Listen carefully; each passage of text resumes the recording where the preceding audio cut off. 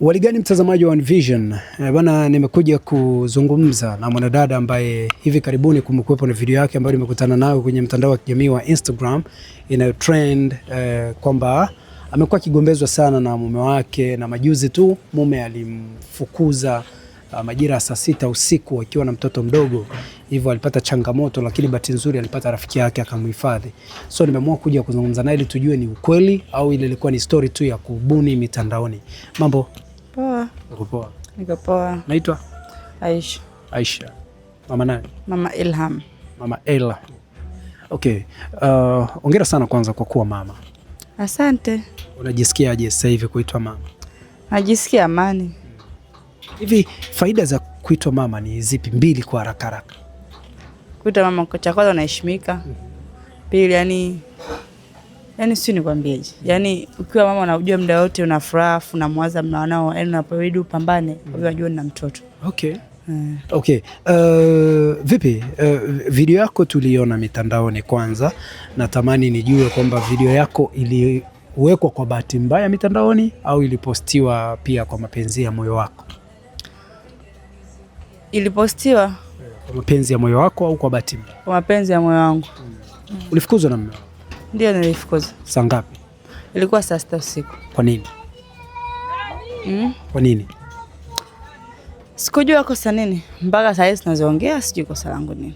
Unajua kosa? Alikufukuza tu au alikupa talaka? Alichukua talaka, akaniandikia, akanipa. Talaka ngapi? 3.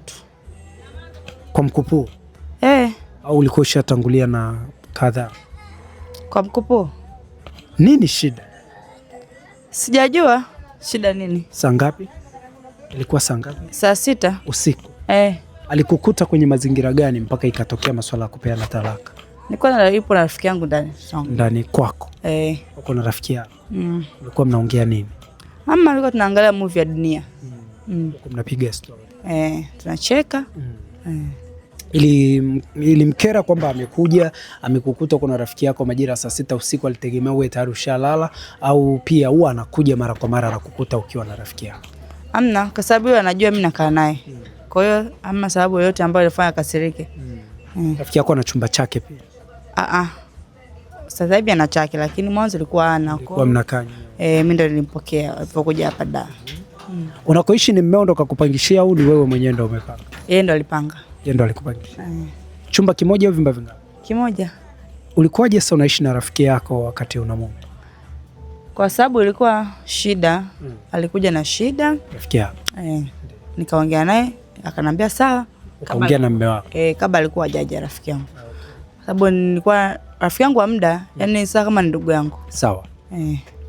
Kwa hiyo mume wako alikubali kwamba mpokee? Ndio. Akakwambia mkae naye baada ya muda gani aondoke? Baada ya wiki. Aondoke. Yeye mume wako kipindi mnakaa na rafiki yako, yeye mume wako alikuwa anaishi wapi? Alikuwa anakaa kwa babake mdogo. Okay. Na hilo tukio limetokea ndani ya hiyo wiki moja au muda ulizidi? Wiki moja. Hiyo wiki moja. Ile. Okay. Sasa yeye kwa nini akafanya hivyo? Sijajua, labda kuna maneno labda alisikia au unajua binadamu unajua. Kuna wakati wewe na rafiki yako mnamsema mmeo? Amna. Sasa unaweza kaka mkamsema mmeo kweli? Mlikuwa unampikia vizuri, mnakula? Kwa kupika tu. Nampikia gani? Anakula. Na yeye kwa kutoa huduma zile za nyumbani kama baba, kununua chakula, kufanya nini na nini, kulipa kodi, umeme, maji? Akiwa mjagombana analipa. Kwa hiyo huwa mnagombana mara kwa mara? Sana. Kwa nini sasa mnagombana sana? Yani yeye sijajua, labda na mimi nipo katika matatizo au ni yeye pia anachangia. Yeye huwa anadai nini haswa mnapoanza kugombana? Madai yake makuu kwako huwa ni nini?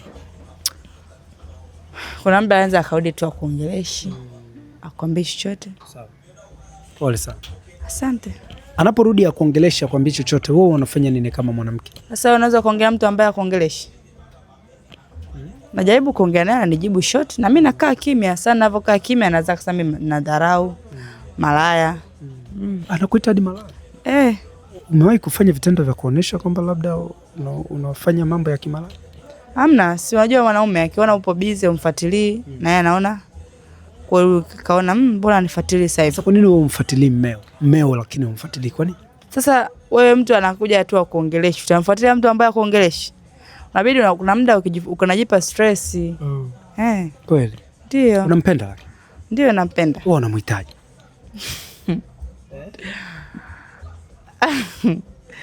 Nauita mume wangu. Mume wako? Ndio. Baba nani? Baba Ilham. Okay.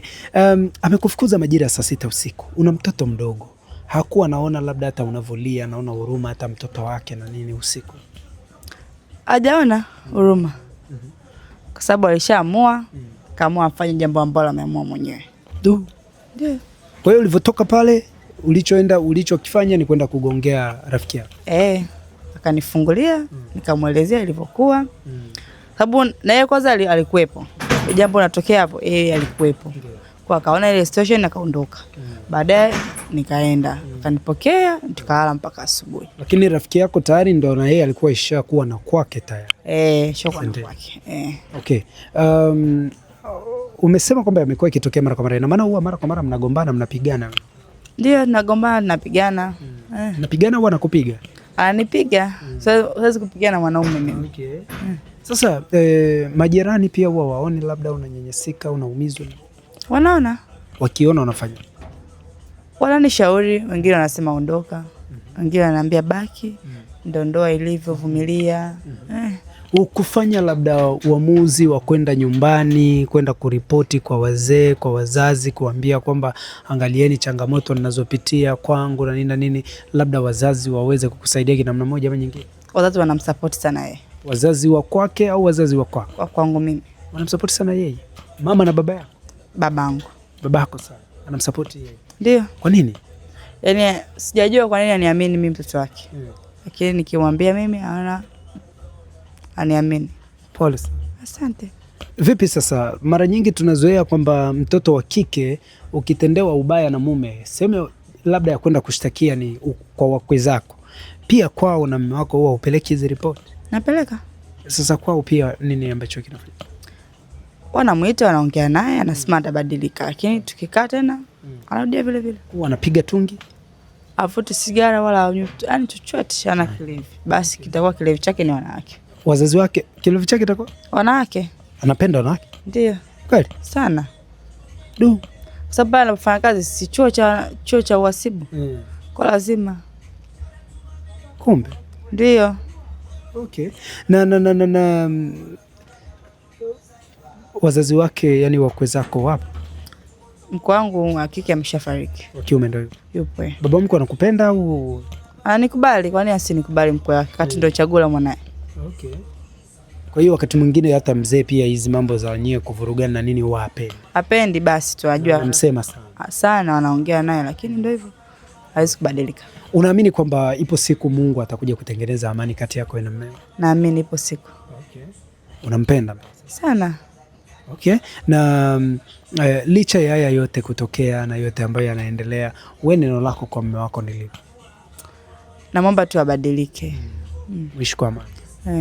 Wewe pia huwa una mambo ya una mashoga wengi? Lazima uwe na marafiki.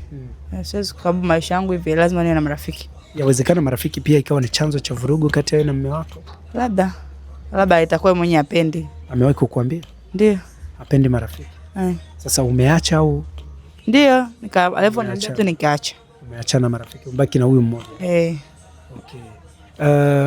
Una jambo lingine la kuongezea, labda ujumbe wako mwingine kwa mume wako? Hakuna, abadilike tu, nampenda. Okay. Abadilike, unampenda.